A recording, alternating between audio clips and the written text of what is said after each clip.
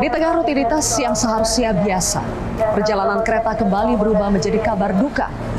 Sebuah insiden di lintasan rel yang mestinya aman dan terjaga, kini menyisakan luka mendalam. Peristiwa di Bekasi Timur bukan sekedar satu kecelakaan kereta, melainkan rangkaian kejadian yang saling terhubung dalam waktu yang sangat singkat.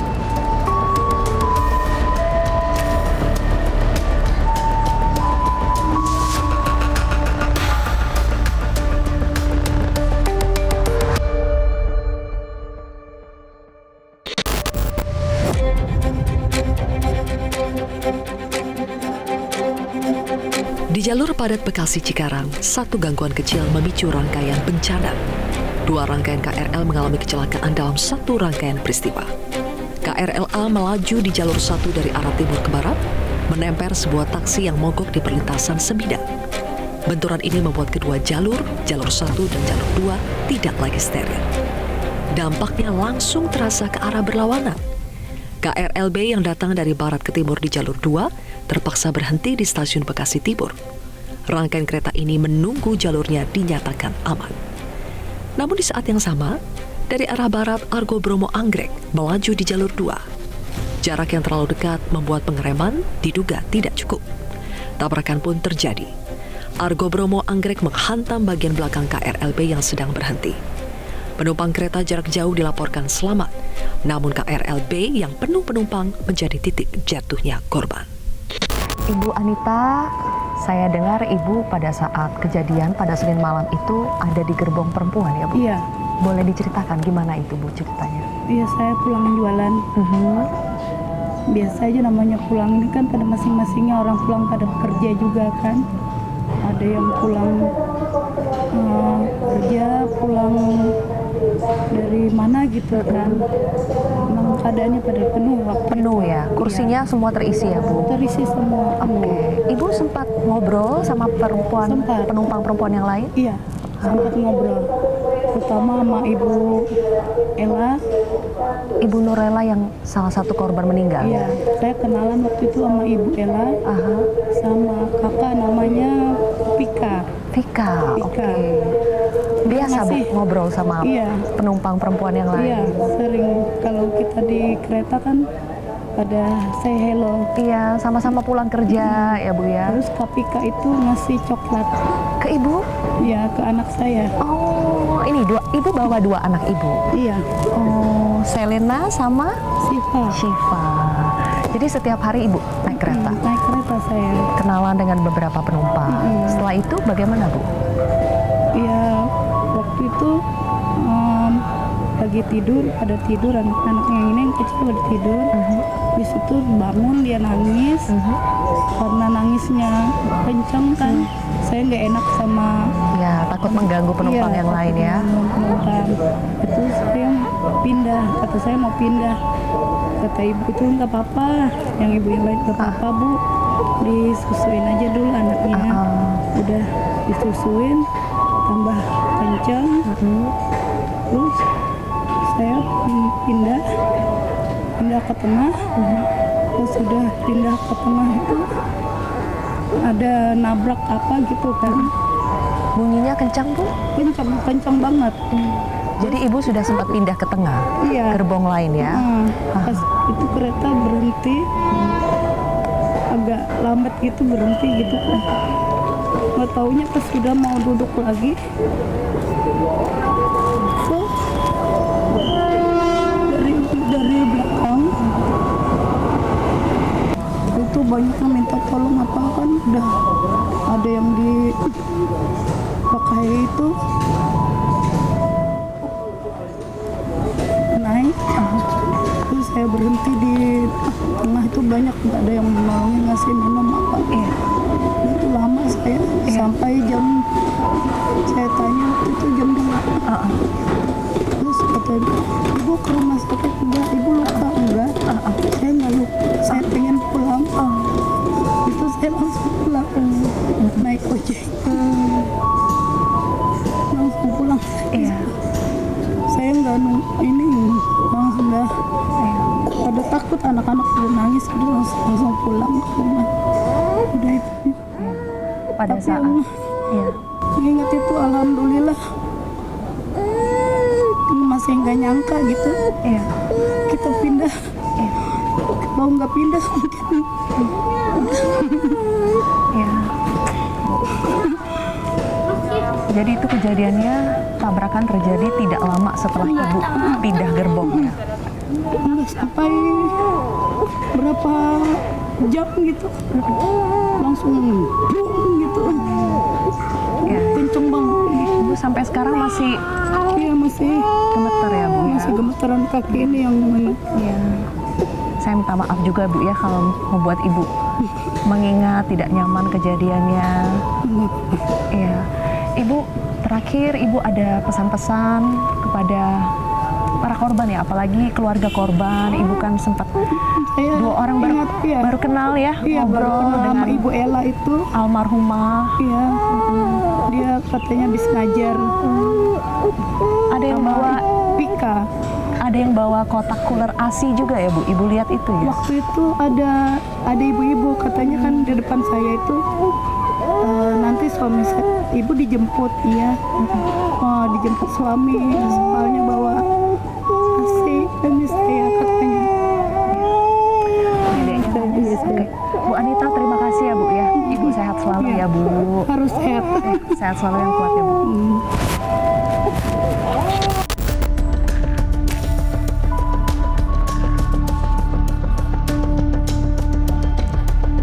Per 4 Mei 2026, jumlah korban meninggal dunia tercatat 16 orang. Sementara itu puluhan lainnya mengalami luka-luka. Angka-angka ini bukan sekedar statistik. Di baliknya ada keluarga yang kehilangan. Ada harapan yang terputus di tengah perjalanan.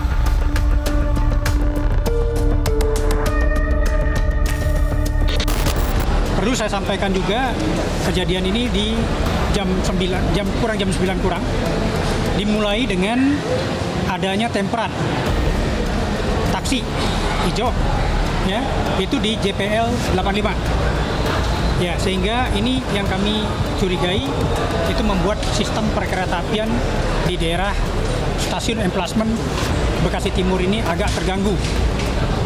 Sementara itu kronologinya tentunya kami menyerahkan kepada KNKT untuk lebih detail mencari tahu penyebab dari kecelakaan kereta pada malam hari. Demikian. Bukan hanya di Bekasi Timur.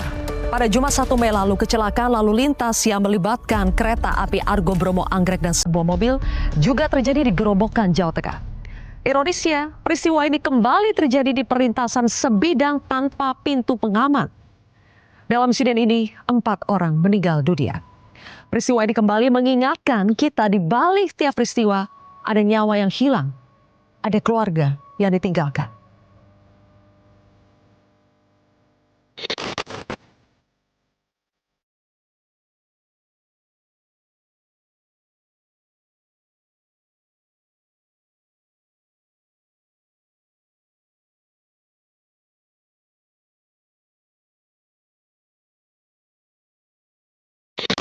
Menurut mantan Komisaris KAI Riza Pribadi, kecelakaan seperti ini tidak bisa dilihat secara sederhana. Ini bukan semata kesalahan individu di lapangan, melainkan cerminan persoalan yang lebih dalam, sistem operasional dan infrastruktur yang belum sepenuhnya siap. Perlintasan sebidang kembali menjadi titik paling rapuh dalam sistem keselamatan kereta api. Data Direktorat Jenderal Perkeretaapian mencatat sepanjang tahun 2026 telah terjadi 40 kecelakaan di perlintasan sebidang.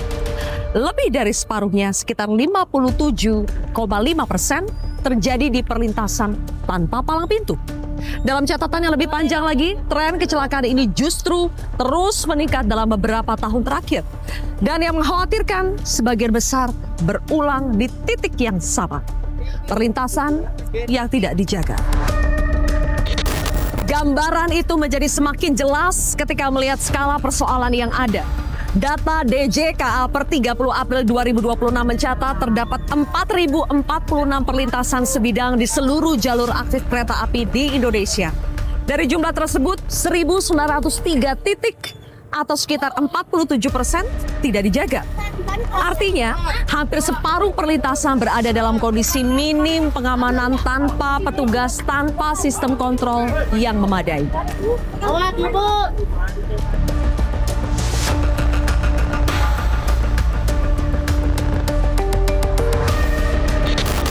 Karena Bekasi ini juga padat ya, dan keperluan kereta api itu sangat penting, sangat mendesak. Jadi saya sudah setujui segera dibangun flyover langsung oleh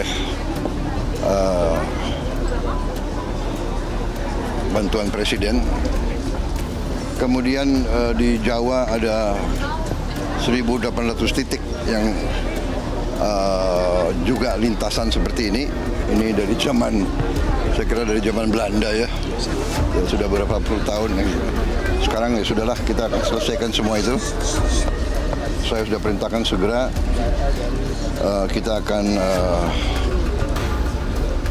akan perbaiki semua ya lintasan tersebut ya, dengan apakah dengan dia lakukan pos jaga atau dengan flyover ya. Nanti pelaksananya kita tunjuk. Kita perhitungkan sekitar hampir 4T ya, 4 triliun ya. Polisi kini tengah menyelidiki insiden di Bekasi Timur. Sebanyak 31 saksi telah dipanggil. Upaya mencari kebenaran sedang berjalan. Namun publik menunggu lebih dari sekedar siapa yang salah. Publik menunggu apa yang akan diperbaiki. Kecelakaan ini bukan hanya peristiwa. Ia adalah pengingat bahwa keselamatan tidak boleh ditawar. Evaluasi harus dilakukan. Perbaikan harus nyata. Karena di setiap perjalanan kereta ada nyawa yang dititipkan. Inilah kontroversi selengkapnya. Catatan pilu tragedi KRL Argo Bromo. Bersama saya, Zilvia Iskandar.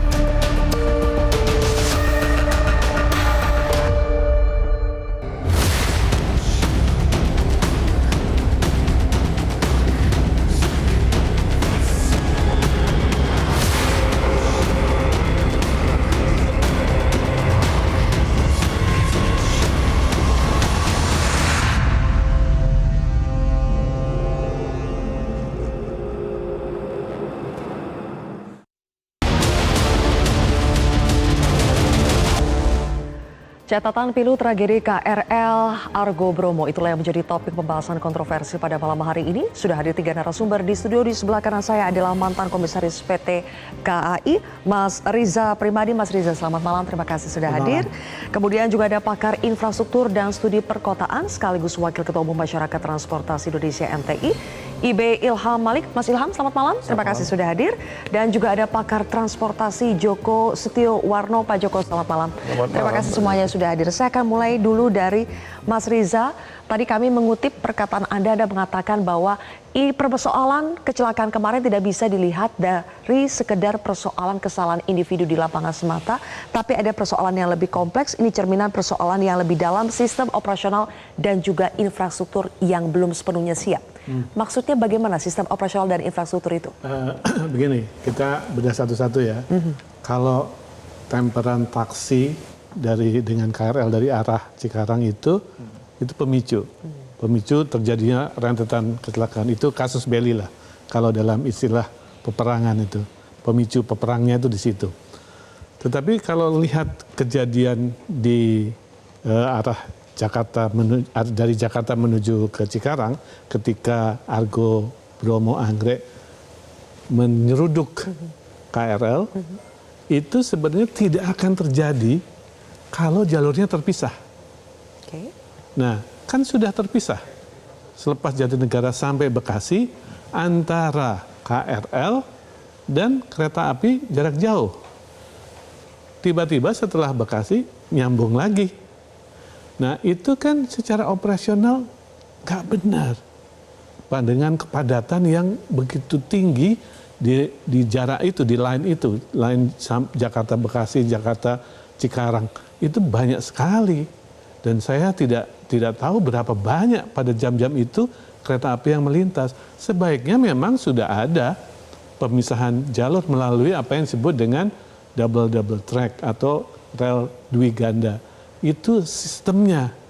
Ya, jadi kalau itu ada terjadi, sudah ada, nggak bakal Argo Bromo Anggrek, sekarang K Anggrek ya, yang akan terjadi tabrakan dengan KRL karena beda jalur. Itu menurut saya. Oke. Ya. Jadi ada pemicu, kemudian juga ada persoalan jalur yang masih digabung ya. Betul. Oke, antara KRL yang dalam kota dengan Argo Bromo KA Anggrek sekarang yang merupakan kereta api untuk jarak jauh. kereta api jarak jauh. Bagaimana dengan Mas Ilham? Mas Ilham, ada begitu banyak analisa di luar sana dan pastinya kami masih menghormati bagaimana KNKT terus bekerja untuk mencari penyebab dari tragedi ini. Tapi kalau berdasarkan apa yang Mas Ilham amati, bagaimana kita harus memetakan duduk persoalan ini? Mulai dari mana dan ke arah mana? Kita harus cek ya secara detail. Sebenarnya persoalan ini adalah persoalan yang berkaitan dengan manusianya, teknologinya, lingkungannya, atau metodenya. Jadi kita harus melihat kasus kecelakaan semacam ini secara komprehensif.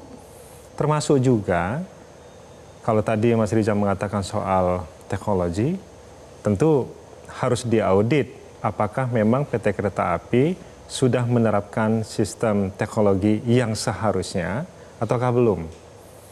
Kalau misalnya kita menjadi tahu hari ini bahwa dari yang seharusnya PT Kereta Api miliki teknologinya, dia baru 40% yang memenuhinya, baru kita bisa maklumi. Tapi sampai hari ini kan PT Kereta Api tidak pernah menceritakan sebenarnya teknologi perkereta-apian dengan melihat presiden yang ada di negara lain, mereka sudah ada di posisi mana nih sekarang ini. Kita nggak tahu, seolah-olah apa yang dimiliki oleh PT Kereta Api hari ini sebenarnya sudah prudent dan sudah lengkap. Nah, itu harus diaudit dulu. Kemudian yang kedua, kalau kita bicara soal jarak pandang ya, kalau dia ada perlintasan sebidang yang memang pemerintah belum bisa membuatnya menjadi tidak sebidang, maka langkah yang harus dilakukan oleh pemerintah adalah menjaga garis sempadan rel kereta api. Karena di kiri kanan itu harus ada jarak pandang bagi baik itu operator kereta apinya maupun masyarakat yang ingin melintas. Nah, apakah hal semacam itu juga menjadi concern pemerintah daerah yang mengelola ruas jalan itu? Atau concern PT Kereta Api bersama dengan Dirjen Perkeretaapian terkait dengan isu itu? Ada nggak selama 3-4 tahun ini langkah-langkah mereka untuk mengatasi persoalan itu? Kemudian yang ketiga adalah sejauh mana pemerintah melaksanakan arahan atau perintah dari undang-undang. Undang-Undang 23 tahun 2007 tentang perkeretaapian sudah menegaskan bahwa harus dibuat perlintasan tidak sebidang setiap ada crossing antara rel kereta api dengan jalan. Siapa yang melakukannya tentu bergantung pada siapa yang punya wewenang terhadap jalan itu. Apakah dia, kalau dia jalan nasional berarti Kementerian PU, kalau dia jalan jalan provinsi, maka itu adalah tugas dari pemerintah provinsi. Kalau itu adalah jalan kota atau kabupaten, maka itu urusan dari pemerintah daerah. Dicek dulu, siapa yang punya kewenangan itu. Selama belasan tahun ini, atau sejak tahun 2007 sampai hari ini 2026, tidak dibangunkan perlintasan sebidang itu karena apa? Apakah karena memang tidak pernah diajukan untuk dibangun perlintasan sebidang, atau memang sudah diajukan tapi belum ada penganggarannya? Tidak ditanggapi penganggarannya. Oleh siapa dia tidak ditanggapi? Apakah karena memang dia tidak dapat alokasi, atau memang karena tidak ada anggaran beneran, sehingga kemudian perlintasan sebidang itu tidak dibangun? Nah, jadi kita perlu melihat persoalan ini dirunut satu persatu, bukan untuk menyalahkan orangnya, tetapi kita perlu melihat sebenarnya kita punya sisi kelemahan di bagian yang mana. Baru kemudian kita masuk untuk memperbaikinya. Jadi kalau misalnya hari ini ada yang mengusulkan kepada pemerintah dalam hal ini Presiden untuk membangun perlintasan atau menutup semua perlintasan sebidang, baik itu dengan membangun flyover atau underpass atau memasang palang, itu gagasan yang bagus, tetapi apakah dia berbasiskan pada demand di masing-masing titik itu? Jangan-jangan hari ini di semua perlintasan kereta api, ya mungkin dulu ada ya, sudah ada kajiannya, tapi apakah update dengan isu yang ada sekarang ini? Karena daerah-daerah yang dulu mungkin belum berkembang, hari ini sudah berkembang menjadi kawasan yang padat. Dulu perlintasan lintasan sebidang itu tidak dilalui oleh kendaraan dalam jumlah banyak. Mungkin hari ini sudah padat. Jadi artinya kebijakan yang dibuat oleh pemerintah itu mesti dijawab bukan secara langsung apa yang ada langsung ditanggapi ya, direspons secara cepat, tetapi juga melihat sebenarnya rangkaian histori dan persoalan itu seperti apa. Persoalan di lapangan seperti apa. Oke, saya kembali lagi ke perspektif karena Mas Riza sebelumnya pernah menjadi komisaris KAI. Persoalan yang dihadapi oleh operator itu sangat bergantung dengan regulasi-regulasi yang ada. Sebetulnya kendalanya bagaimana untuk menyesuaikan antara maunya regulator seperti apa dengan operator seperti apa? Ini bicara jujur ya, selama saya di sana, saya mendengar bukan keluhan, tetapi ya keluhan lah dari orang manajemen kereta api tentang ketidaksinkronan antara kereta api Indonesia dengan DJKA. DJKA itu punya pemikiran sendiri, kereta api punya pemikiran sendiri, dan itu seringkali nggak ketemu. Dan itu mungkin soal skala prioritas yang berbeda, ya. Jadi banyak hal yang harusnya mereka ini untuk kedepannya ya, DJKA itu yang ngajak omong lah. Klien utama DJKA itu kan PT KAI. Kalau dia membuat sesuatu yang tidak diperlukan atau belum dibutuhkan oleh KAI, ya nggak usah dibuat. Tapi kenyataan banyak begitu. Ini contoh. Di Daob 5, Purwokerto. Di daerah situ ada stasiun yang gede, bagus sekali. Di Kemeranjen namanya. Nggak penting itu buat KAI. Tapi ada stasiunnya. Di Daob 7, daerah Madiun. Ada stasiun Walikukun, bagus. Buat KAI nggak penting, nggak ada kereta yang ke situ. Yang dekat dengan kita deh. Bogor, Sukabumi. Sehari cuma 8 perjalanan. 8. Ada double track. Terus buat apa itu? Itu kemudian menimbulkan pertanyaan, ngapain sih buat itu? Padahal tadi DDT belum selesai.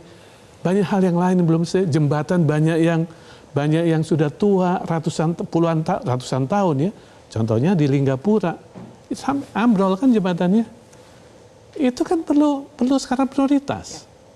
Nah itu tidak terjadi karena mungkin ada gap komunikasi di antara kedua institusi ini.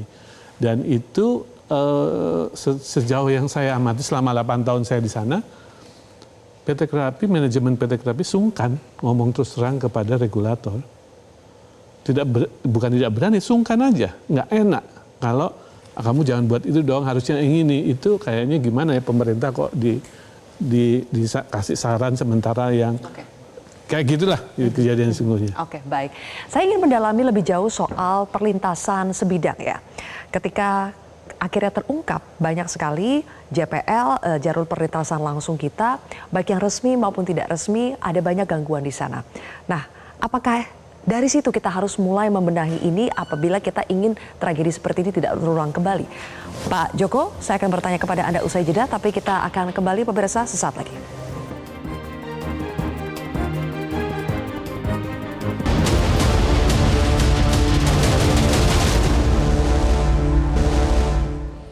Baik, kembali lagi di kontroversi, pemirsa. Pak Joko, boleh diberikan gambaran kepada kami karena masih banyak yang belum memahami jalur perlintasan sebidang. Kenapa ada yang resmi, ada yang tidak resmi, ada yang dijaga, ada yang tidak dijaga. Itu persoalannya di mana?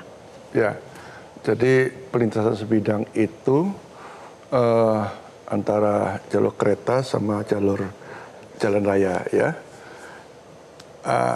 Perlintasan itu ada yang resmi. Resmi itu ada yang dijaga dan tidak dijaga, dan yang liar. Liar ini jadi problem. Kenapa bisa liar, Pak? Karena sepanjang itu banyak pemukiman biasanya. Sehingga anggap aja itu kayak dia bertangga di depannya nyebrang gitu aja ya. Nah, sebenarnya di Indonesia itu sudah ada contoh bagaimana pemerintah menutup sejumlah perlintasan sebidang yang cukup banyak tadi itu di Kota Padang. Ya.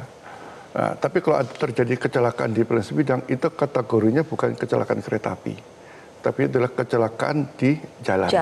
Ya, kalau kecelakaan kereta api itu 4. Keretanya terbakar, kemudian keretanya terguling, anjlok yang cukup banyak itu ya, kemudian tabrakan antar kereta.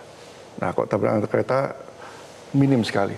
Dan PT Kereta Indonesia itu setelah ada double track antar kota, kemudian ada transformasi manajemen sangat menurun sekali. Tetapi di jalan ini jadi persoalan.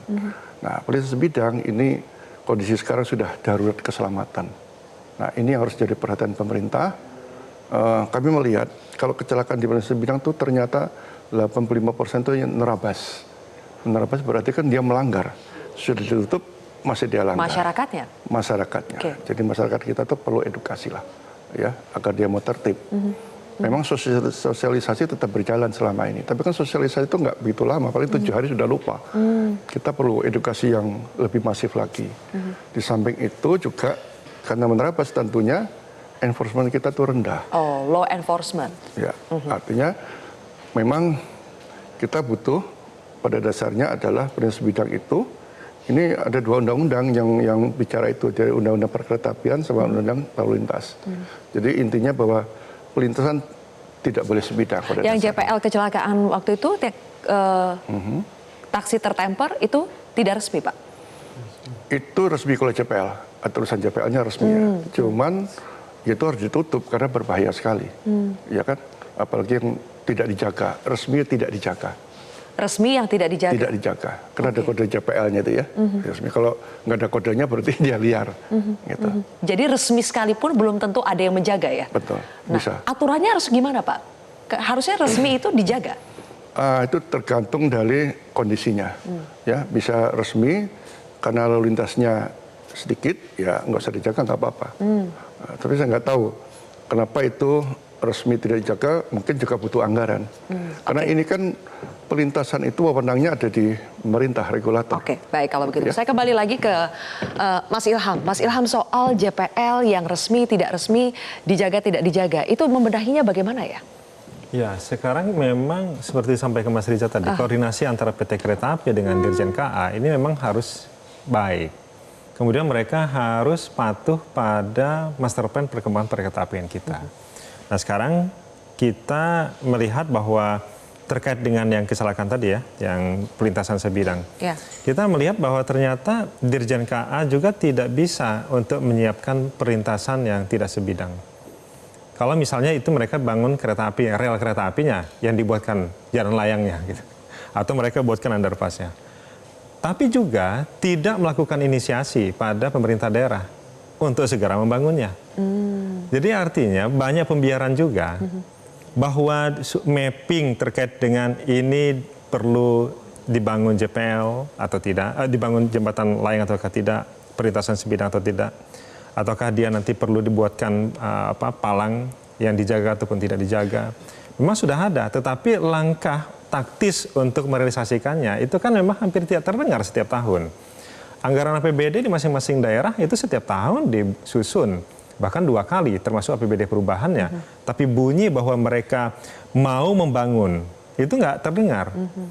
Mau membangun tapi tidak ada anggarannya, kan lebih enak juga. Berarti inisiasinya itu harus dari pemetaan DJKA dulu, kemudian baru dibagi-bagikan dan DJKA sebenarnya sudah melakukan itu juga. Sudah ada. PT Kereta Api juga sudah melakukan itu.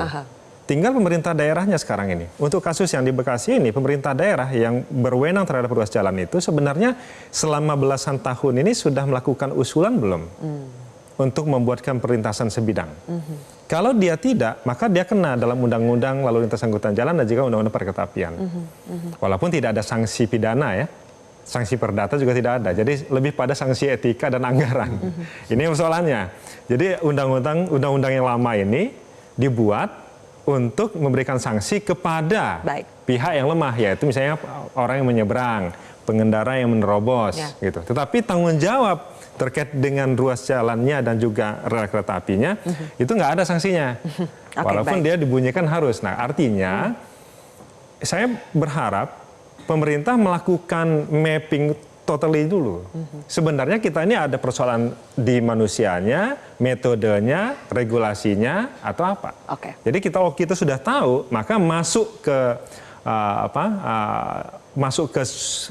langkah untuk mengatasinya itu menjadi lebih jelas. Ya, ya. Dan akhirnya terukur juga. Ya. Makanya apa yang disampaikan oleh Presiden tentu harus diwujudkan untuk membangun atau mengatasi perlintasan sebidang. Tetapi juga harus dijawab dengan cepat oleh Kemenhub soal mana yang urgent dan mana yang tidak urgent. Prioritas dan tidak Prioritas belum belum prioritas ya. Oke. Mas Riza, sebetulnya mana yang lebih realistis memungkinkan untuk dilakukan dengan cepat saat ini? Apakah pemisahan jalur rel kereta jarak jauh tadi dengan KRL atau pemisahan jalur atau penertiban jalur perlintasan sebidang? Kalau jalur sebidang itu kan ya sebidang. Itu tadi kata Mas Ilham, apakah pemerintah daerah mampu atau mau atau tidak. Tetapi kalau kita melihat pada rencana induk master plan dari DJKA, sebenarnya jalur ganda itu mulai dari Manggarai sampai Cikarang. Nah, mereka baru menyelesaikan Jatinegara sampai Bekasi. Dan ini mereka membuat itu karena tahu bahwa nggak bisa KRL yang relatif lambat dibandingkan KAJJ berada dalam jalur yang sama. Ya, kalau menurut saya, kalaupun katakan beres, katakan perintah Pak Prabowo dengan segera dilaksanakan, tapi tidak akan menutup kemungkinan akan terjadi lagi. Lawang sama kok. Jadi menurut saya ya harus sama-sama. Kan beda. Pak Prabowo sudah instruksikan dengan dana 4T untuk menyelesaikan itu. Nah ini gimana ini? Soal tanah, soal pembebasan, tanda kutip mudah kok. Lawang tanahnya punya KAI semua itu. Bisa. Tinggal apakah master plan yang dirancang oleh DJKA, Kemenhub, dikerjakan atau tidak sampai tuntas. Itu saja. Itu harus dan wajib selama masih sekarang ini tidak berarti tidak akan terjadi walaupun sudah ada perlintasan tidak sebidang. Baik, oke. Mana yang urgent untuk dilakukan sekarang, Pak Joko? Ya tadi saya sepakat dua-duanya karena itu berbeda perspektif ya. Kalau dia double track untuk kepentingan perjalanan kereta api, ya. Prinsip bidang juga sama, tapi ini lebih pada tadi menghindari penerabas tadi yang 85% tadi kan, artinya ketidakterima penting. Nah sebenarnya pemerintah sudah punya gambaran, jadi punya rencana strategis. Kalau jalan nasional itu ada 189 titik, ya itu di retro Kementerian PUPR dulu, jalan PU itu sudah dari 184 sudah terbangun 49, masih kurang 135. Sampai dengan 2039 akan tuntas untuk jalan nasional. Nah, rata-rata kita hitung berarti 13 tahun ini berarti setahun harus dibangun tidak sebidang jalan nasional itu 10 kira-kira. Ya 10 kalau 1.200 M ya 2 triliun. Konsisten itu ya, itu hanya untuk fisik ya, belum bebas lahan. Karena butuh juga Pemda. Tapi saya dengar juga Pemda juga sudah melakukan sebenarnya. Ada pemetaan saya Pak. Ada satu Pemda di Jawa Timur, dia tuh nggak punya stasiun kereta tapi dilewati oleh perlintasan kereta, dia juga tukut bertanggung jawab. Itu nggak salah namanya Kabupaten Magetan. Itu nggak ada stasiun di sana itu ya. Tapi ada juga di Jawa Timur. Jawa Timur cukup proaktif saya lihat, sangat antusias sekali. Bahkan satu kabupaten Lamongan itu cukup banyak perlintasan sebidang.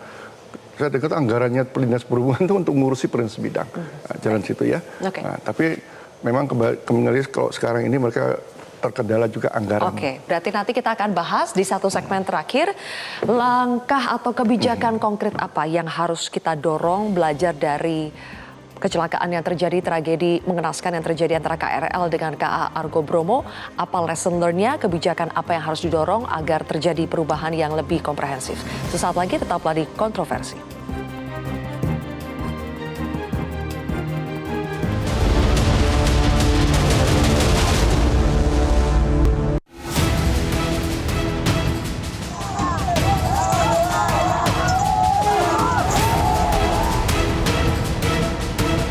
Kita kita akan perbaiki semua ya lintasan tersebut ya dengan apakah dengan dilakukan pos jaga atau dengan flyover ya. Nanti pelaksananya kita tunjuk. Kita perhitungkan sekitar hampir 4T ya, 4 triliun ya. Demi keselamatan dan demi karena kita sangat penting, kita sangat perlu kereta api, ya kita harus keluarkan itu. Sekarang saatnya sudah berapa puluh tahun tidak dilakukan, kita sekarang lakukan ya.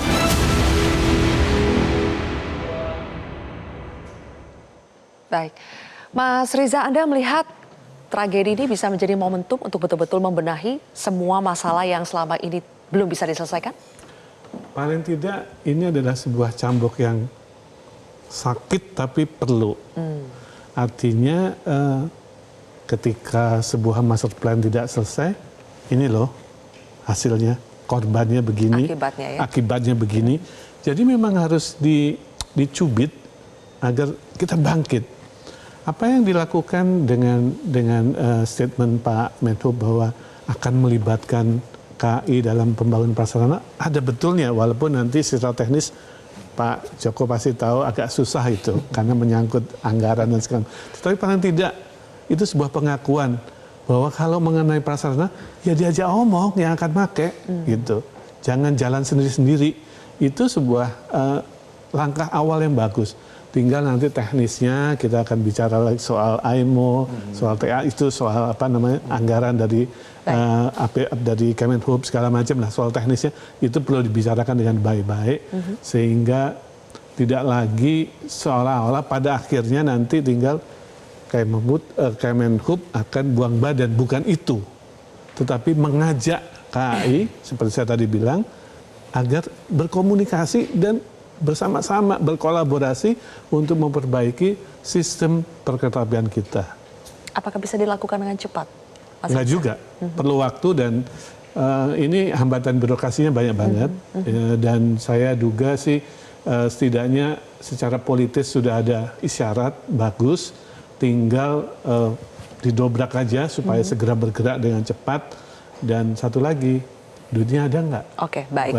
Kalau begitu menurut Pak Joko, kebijakan konkret seperti apa yang harus didorong? Saya kira anggaran itu penting ya. Kami sudah mengingatkan tahun lalu ketika ada pemangkasan anggaran, tolong untuk keselamatan itu jangan dipangkas. Ya. Karena ini penting untuk apa? Ya kita harus prioritas keselamatan menjadi hal yang utama. Itu satu. Ya. Selain itu Pak? Yang kedua adalah masalah edukasi itu penting. Ya. Karena tadi saya bilang sosialisasi itu paling 7 hari kok. Tapi kita punya kurikulum pendidikan yang berkeselamatan. Artinya sejak usia dini itu diajarkan. Karena itu kita kan pengen 2045 negara maju. Negara maju itu pasti ada kurikulum pendidikan. Edukasi harus dimulai dari bangku pendidikan ya? Harus itu ya. Sehingga apa? Ya tidak ada lagi orang-orang yang dengan mudahnya melanggar lalu lintas. Dan karena setelah kejadian ini beberapa hari kemudian ada lagi Pak kejadian yang serupa. Di Blitar itu kan, di Blitar kemudian di Gerobokan juga ya, itu terjadi juga ya. Dan yang penting lagi itu penegakan hukum itu penting. Ya ini sudah dimulailah. Lihat kemarin itu ada penindakan di mana di daerah Senen ya, kita lihat sejauh mana. Bila perlu ya tilang aja karena itu cukup banyak yang melanggar itu. Kalau nggak mempan ya cabut aja SIM-nya. Itu lebih baik saya kira ya biar ada efek jerah. Kalau enggak ya terus-terusan seperti ini. Sembari itu benar-benar lah ini menjadi hal yang serius dan saya setuju tadi Pak Reza bilang cambuk buat kita bersama ya ini harus kita perbaiki apalagi saya bilang jalan ini sudah bukan kalau di darurat perlintasan saya bilang kalau jalan itu sudah darurat keselamatan jalan kita cukup parah kan cukup kemarin ada kecelakaan jalan juga korbannya sama kan 16 juga di jalan raya itu kan sama. Jadi kepedulian negara harus ada untuk keselamatan kita. Oke, baik. Kalau dari Mas Ilham, jadi apa langkah konkret yang harus segera didorong untuk jangka pendek ini maupun jangka panjang nanti? Untuk jangka pendek ini segera saja realisasikan apa yang diucapkan oleh Pak Presiden. Semua pihak yang terkait dengan hal itu harus melakukannya. Walaupun pertanyaannya siapa yang menjadi manajer dari itu semua. Karena masalahnya ini kan bukan soal dibangun di 1 titik atau 2 titik, tetapi soal penganggarannya bagaimana, pelaksanaannya bagaimana, sebarannya di mana saja, itu kan harus butuh manajer. Nah sekarang manajer untuk pembangunan itu siapa? Apakah berasal dari Seknek yang mengarrangemen itu semua, ataukah dari yang lain? Nah ini kita perlu berharap Presiden bisa menunjuk juga apakah Kemenko Infrawil yang menjadi manajer itu semua. Kalau iya, maka harus dibentuk timnya. Karena kalau tidak dibentuk tim, akhirnya ini dilihat orang sebagai project as usual. Orang menyebutnya angka 4.000 triliun ada sebuah angka yang sangat luar biasa kan? Maka akhirnya dianggap sebagai sebuah project saja. Padahal ini adalah project untuk berkeselamatan bertransportasi. Nah kalau hal yang disampaikan oleh Presiden ini bisa benar-benar dieksekusi dalam 1 atau 2 tahun ini, maka kita bisa melihat bahwa memang apa yang disampaikan oleh Presiden itu memang efektif dijalankan oleh seluruh kementerian lembaga terkait. At least 1 atau 2 tahun ya. Iya. Tapi dalam jangka pendek, Mas Riza, kalau kita lihat ya apa ya, ini memang mungkin bukan ranahnya khusus spesifik regulator atau operator, tapi masyarakat kita lihat bagaimana perilakunya dan itu sangat sulit untuk mengubahnya. Dalam jangka pendek, adakah yang bisa kita lakukan terus-menerus untuk setidaknya meminimalisasi perilaku-perilaku masyarakat yang melanggar? Kalau mau spesifik, misalkan sebuah perlintasan sudah berkali-kali ada kecelakaan situ, ya ditutup. Seketika itu akan mengurangi peluang terjadinya lagi. Harus sampai se-ekstrim itu ya langkah yang dilakukan? Iya, kalau enggak ya bolak-balik. Di Gerobokan itu beberapa tahun yang lalu sudah pernah loh. Mati juga, sampai keseret, sampai ke stasiun Gerobokan itu kereta mobilnya. Sekarang terulang lagi. Berarti kan memang gak belajar kita. Ya betul, pasti orang lain juga. Tapi maksudnya hal yang sama bisa terulang di titik yang sama itu kan ya gimana ya? Masalahnya tutup aja gitu, dengan segala konsekuensi. Apa kita mau mengorbankan nyawa sia-sianya untuk nerabas tadi? Kan ya enggak. Dan ya gimana ya? Ya harus tegas lah. Kalau memang tutup, apalagi yang liar-liar, yang tidak ada jalan, tutup aja gitu dengan segala konsekuensi. Dengan segala konsekuensinya. Ya. Termasuk waktu kejadian yang di Banten, ada odong-odong. Kan ditutup akhirnya. Odong-odong ketabrak kereta juga. Dan yang menutup itu adalah pemerintah daerahnya? Tadinya DJKA. lama, akhirnya itu pakai rel itu dipaku, ditancapkan di situ, selesai udah urusannya. Oke, baik. Jadi harus ada political will, ketegasan juga, dan edukasi juga untuk masyarakat. Kita nantikan bersama. Terima kasih Mas Riza, Mas Ilham, dan juga Pak Joko sudah bergabung di kontroversi pada malam hari ini. Pemirsa, tragedi kereta di Bekasi Timur menjadi catatan kelam. Pengingat sistem transportasi mesti segera dibenahi karena keselamatan penumpang bukan menjadi pilihan melainkan harga mati. Saya Zilvia Iskandar pamit undur diri. Terima kasih telah menyaksikan kontroversi.